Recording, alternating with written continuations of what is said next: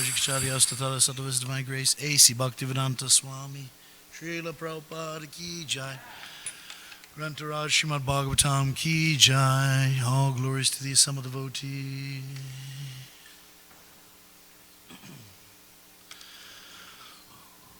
Om Namo Bhagavate Vasudevaya. Om Namo Bhagavate Vasudevaya. Om Namo Bhagavate Vasudevaya. So reading from Srimad Bhagavatam, Canto 3, Chapter 6, Text 5. Thank you. Parena. Is that the right one? Yeah. Vishata. Swasmin. Matraya. Vishvash. Shrik. Ganaha. Chokshobha. Anyonyam. Sorry about that. Asadya. Yasmin. Lokaha. Charachara. Parena Vishata Svasmin. Matraya Vishvasriganaha. Chakshobanyonyam asadya. Yasmin lokas charachara. Parena Vishata Svasmin. Matraya Vishvasriganaha. Chakshobanyanyam asadya. Yasmin lokas characharaha. Parena Vishata Svasmin. Matraya Vishvasriganaha. Chakshobanyanyam asadya. Yasmin lokas characharaha.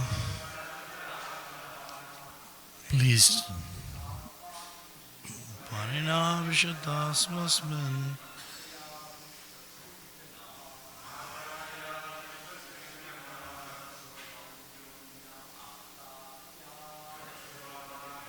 Asadya. Yasmin lokas characharaha. Parena Vishata Svasmin. Matraya Vishvasriganaha. Chakshobanyanyam asadya. Yasmin lokas characharaha. Parina Vishata Svasmin. Matraya Vishvasriganaha. Chakshobanyonyam asadya. Yasmin lokas charachara. Parina Vishata Svasmin. Matraya Vishvasriganaha. Chakshobanyonyam asadya. Yasmin lokas charachara. Parina Vishata Svasmin. Matraya Vishvasriganaha. Chakshobanyonyam asadya. Yasmin loka charachara. Vaishnavis. Parena Vishvata Svasmin. Matraya Vishvasriganaha Chakshobanyonyamasadya Yasmin Lokas Chara Chara Parena Vishata Swasmin Matraya Vishvasrigana Chakshobanyonyamasadya Yasmin Lokas Chara Chara Parena by the Lord Vishata thus entering Svasmin by his own self Matraya by a plenary portion Vishvasrik the elements of the universal creation Ganaha all Chakshobha transformed Anyanyam one another Asadya having obtained Yasmin in which Lokaha the planets Chara Acharaha movable and immovable. Translation and purport by His Divine Grace A.C. Bhaktivedanta Swami Srila Prabhupada Ki Jai. As the Lord in His plenary portion entered into the elements of the universal creation, they transformed into the gigantic form in which all the planetary systems and all movable and immovable creations rest. Purport. The elements of cosmic creation are all matter and have no potency to increase in volume unless entered into by the Lord in His plenary portion. This means that matter does not increase or decrease unless it is spiritually touched. Matter is a product of spirit and increases only by the touch of spirit. The entire cosmic manifestation has not assumed its gigantic form by itself, as wrongly calculated by less intelligent persons. As long as spirit is within matter, matter can increase as needed, but without spirit, matter stops increasing. For example, as long as there is spiritual consciousness within the material body of the living entity, the body increases to the required size, but a dead material body which has no spiritual consciousness stops increasing. In the Bhagavad Gita chapter 2, importance is given to the spiritual consciousness, not the body. The entire cosmic body increased by the same process that we experience in our small bodies. One should not, however, foolishly think that the individual infinitesimal soul is the cause of the gigantic manifestation of the universal form. The universal form is called the Virat Rupa because the Supreme Lord is within it in His plenary portion. Om Jnana Timirandasya Gyananjana Shalakaya Chakshudam Militam Yena Tasmai Shri Gurave Namaha. I seek the blessings of all the senior Vaishnavas that I may say something for the benefit of myself and all on the Gaudiya Vaishnava Siddhanta. So in this verse, it's mentioned that all the creations, they rest on this gigantic universal form. So it reminds me of when Krishna says in Bhagavad Gita 7:7, Mata paratananyanya kinchidasti dhananjaya mai sarvamidam protam sutremani ganaiva. Protam means it stays. So he says, O conqueror of wealth, there is no truth superior to me. Everything rests upon me as pearls are strung on a thread. So when we see beautiful pearls that are nicely arranged, first of all, it takes a lot of intelligence to get them there from a person. They have to go, and actually even before, another living entity, the clam, takes some sand and then creates a beautiful pearl, and then a diver, or at least that's how they used to do it, they go and they open the clam and they collect all these pearls. I don't know who puts the hole in them, but they have to put a hole in it. and they put it on a string, and then it looks very beautiful all together, all the pearls nicely arranged and organized. But we generally don't see the string. Like Krishna says, as pearls rest on a thread. You don't usually see the thread or notice the thread. But without the thread, the pearls cannot hang so nicely. So this is talking about the importance of resting, the ability of the material elements to rest on something so that they work nicely and come together in a beautiful way. So also Krishna emphasizes that there is no truth superior to me, meaning the ultimate truth is a person, the Supreme Personality of Godhead.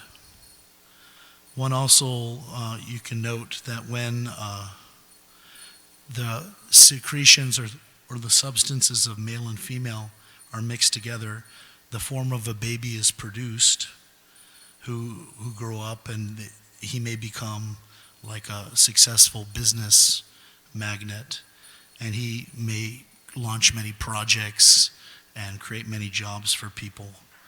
So, and why is that? Because Krishna's part and parcel is in that material mixture. The spirit soul is present there, and therefore the matter is expanding and coming together in an organized fashion. So another point is that matter doesn't increase unless spiritually touched. It means, for example, like matter like citric acid or vitamin C, they're increasing in the many lemons on a lemon tree. I think Srila Prabhupada gives this example. And about the citric acid, how the matter is coming from life. There's a living entity in that tree, and the spiritual spark is there. And that's why so much matter in the form of citric acid or vitamin C, they're coming from that tree. So life comes from life.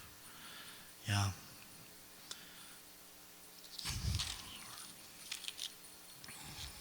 So Krishna also says in Bhagavad Gita 7:4, Bhumirapinolo vayu kamano buddhirevacha ahankara iti anme bina prakritidasada, that earth, water, fire, air, ether, mind, intelligence, and false ego, they constitute my separated material energies. So Srila Prabhupada says in the purport, he is the complete energetic person, and he possesses different separated internal energies. So establishing that Krishna, again, that these energies are coming from a person, the Supreme Person. These 8 separated energies, they expand into things like taste, touch, the 10 sense organs, smell, and they become the subject of study for materialistic science and atheistic Sankhya philosophy, because they don't see where it all rests. They don't see the thread. They just see the matter. That's all they focus on. So all these material elements in their complexity come from the Supreme Spirit, Sri Krishna, and matter comes from life. So the entire cosmic manifestation has not assumed its gigantic form by itself, just as the complex and large form of a car is not formed by itself. So it takes a well-trained engineer who's a spirit soul and who builds the car using collective intelligence of countless other human beings. So he's building over history the combined intelligence of first the person who discovered the wheel, I guess they say reinvented the wheel, but looks like the wheel has been with us since time immemorial. But without understanding the wheel, of how the wheel works, you can't create the car. That's why I say they don't need to reinvent the wheel. So this engineer, and also, Krishna within the heart, he's able to give knowledge so that the person can build the vehicle. So we're reminded there's a story about a scientist 500 years ago who was in South America, and there's apparently was a whole mountain of gold, silver, and the silver was like mixed in with the other elements on the mountain. So this scientist from Spain was trying to separate the silver from the mountain, and was trying to use the regular alchemical processes, but it wasn't working. So what did he do?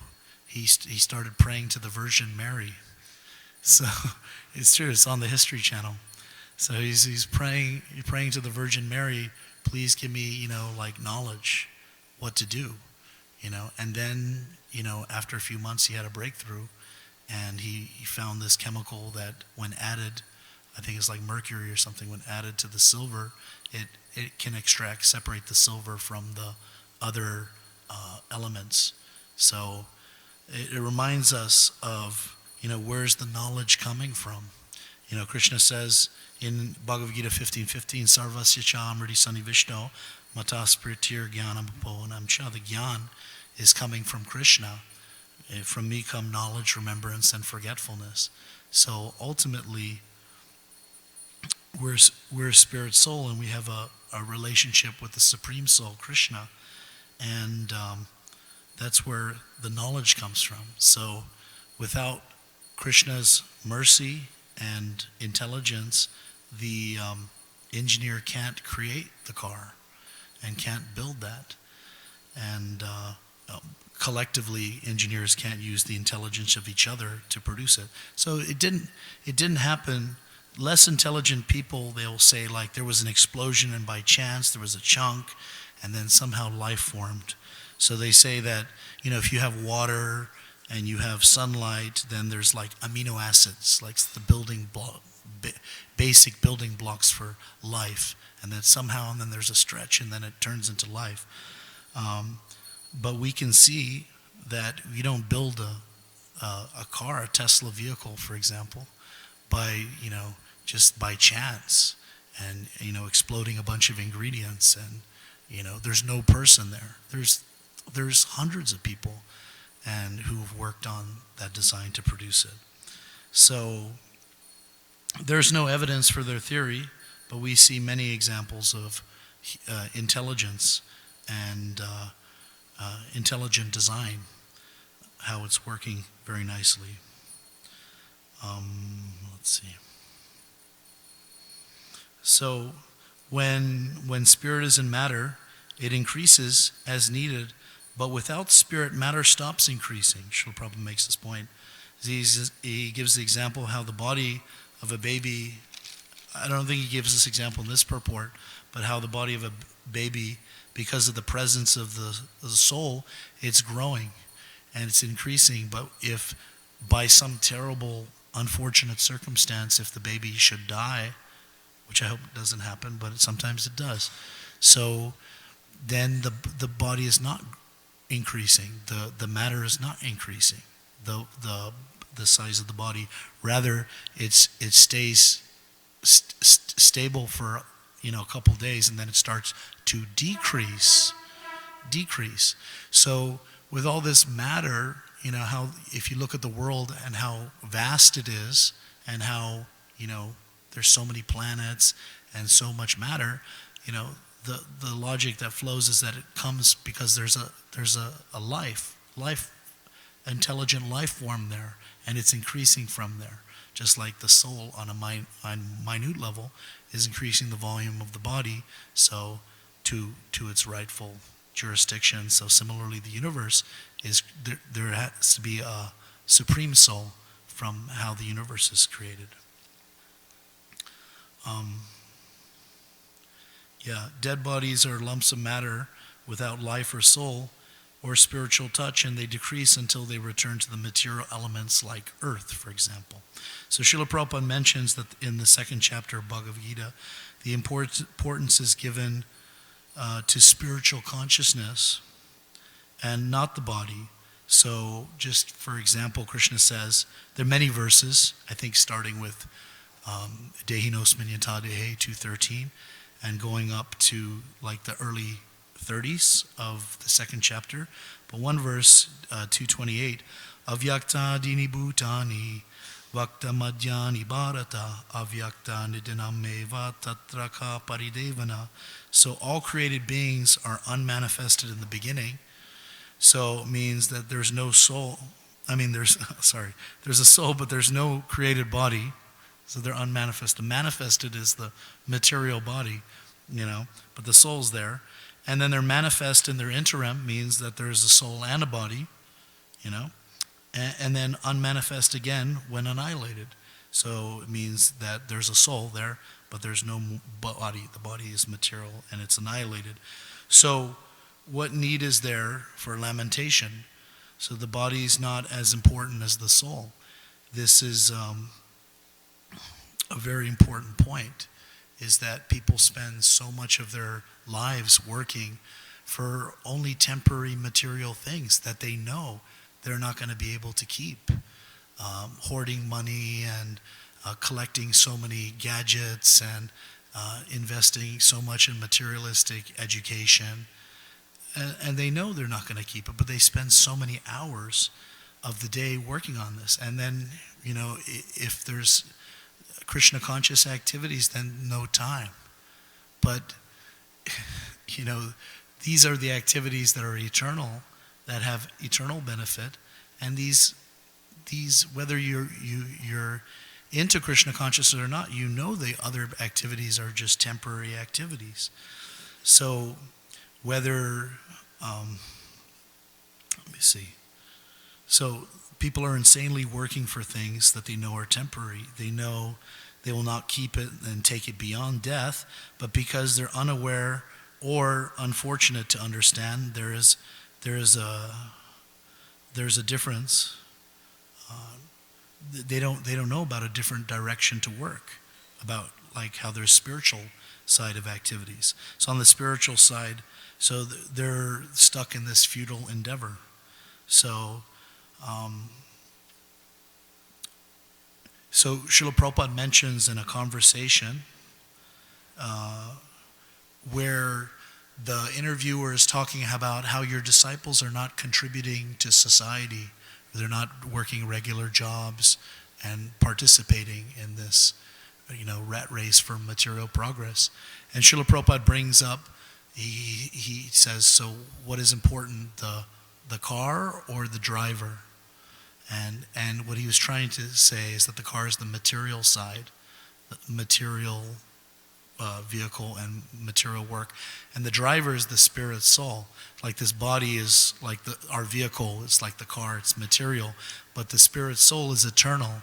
So he's saying we're also working, but we're working on the spiritual side. The guy was couldn't really understand because he never thought that the soul was so important. So then Srila Prabhupada in the conversation talks about, the prison system and how some inmates are hammering on bricks. And some other inmates are saying, this hammering, being in this prison is not a good idea. You should reform yourself and you should get out. And some of the prisoners are saying, why aren't you hammering on the bricks as well, like us, So he gave this example, and whoever was interviewing or talking to Srila Prabhupada was having a bit of a difficulty understanding it.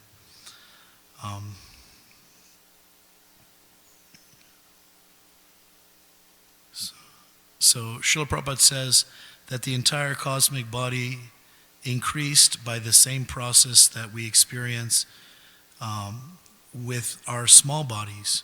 So we have tried to explain this with the example of the mixing of the male and female secretions and the example of the I don't want to say it, but dead baby body. So a lack of growth because of the dead baby. So, and then finally, Srila Prabhupada, he cautions us to not think that because Krishna can create the giant Virat Rupa, we are the cause of the universal form. So we're always tiny, infinitesimal, minute particle of spirit, and Krishna is the supreme spirit. So we're always different in quantity than the Supreme Lord. We always have to remember that. How we can make us a car or a 747 jumbo jet, but Krishna is able to fly, unlimited planets in the air because of that spiritual touch. He's able to fly them in the air. These planets are like spaceships. They're floating in space, and or also mentioned as like a palmful of dust in the hand of the Virat Rup by his plenary expansion as the universal form. So that's all I have so far. I could read some verses from the second chapter of the Bhagavad Gita, but that's all I had as far as the verse is concerned. So, are there any questions? Yes, Emil?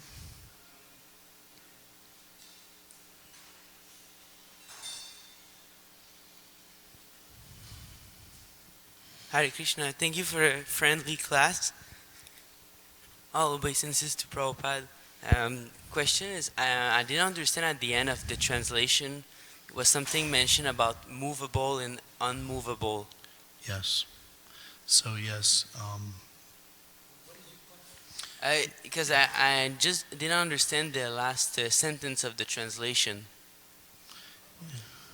So, Yeah, I try to remember. That's why I'm asking the question. So it says, as the Lord in his plenary portion entered into the elements of the universal creation, they transformed into a gigantic form in which all the planetary systems and all movable and unmovable creations rest. So there's movable and unmovable creations, like you see the trees, they don't move much, and the plants. So, or stones, they're mountains, and they're movable, like animals with 4 legs were movable. So that's all I understand. Is it referred to the material and spiritual energy? Is it talking about material and spiritual energy? Like the unmovable would be the material? No. Well, I mean, yeah, the movable, like a mountain, although sometimes mountains fly, apparently. I haven't seen them. But, they tend to be in one place, what it looks like immovable, and they're material. And these bodies are material as well, but they move. So, yeah. Insentient and sentient living entities. The insentient would be like the stone, and the sentient would be like a human being, or even for that matter, an ant. An ant's a sentient being. It can move. If you try to stop an ant, it'll go around your hand, and you can keep going, and the ant will always try to get away from you. Whereas a stone is sitting there, it doesn't move, it just sits there, it's a rock. So that's insentient. So the sentient living entity is more advanced and higher than the insentient. And Prabhupada makes that example because Krishna, the Supreme Personality of Godhead, is a sentient living entity, just like we are. We can move, we can go, we can think, we can act. So sentient and insentient. That's also referenced here as movable and immovable. Thank you, Prabhu. Nice point. Any other questions?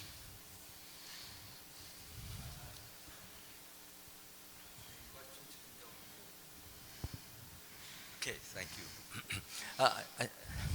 I think this whole discussion can be understood, and it can be realized in terms of what is trying to be said in the Bhagavatam. The important thing is that nothing moves without the will of the Supreme Lord. And if he doesn't will it, it sits and it stays and it doesn't move. But if he wills it, nothing can stop it from moving. So therefore we move because Krishna is allowing us to move. And if he doesn't want to allow us to move, we just sit in one spot and never move. So Krishna is we have to, of course, desire And Krishna picks up our desire and enables us in response to our desire and allows us, helps us to move. So movement and non-movement has to do ultimately with whether Krishna will allow it. At some point in time, although we may want to move, but if Krishna doesn't want us to move, we don't move. But if Krishna wants us to move, even if we don't want to move, he gets us moving. Because he is the ultimate arbiter, determiner of our lives. And we have to see, although he be invisible, nonetheless, we can see his visibility by the fact that we are doing things or not doing things, and he is the ultimate cause of all those doings and non-doings. Thank you, Marge. Srimad Bhagavatam Ki Jai.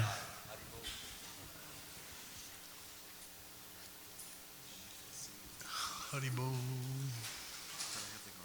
Sure.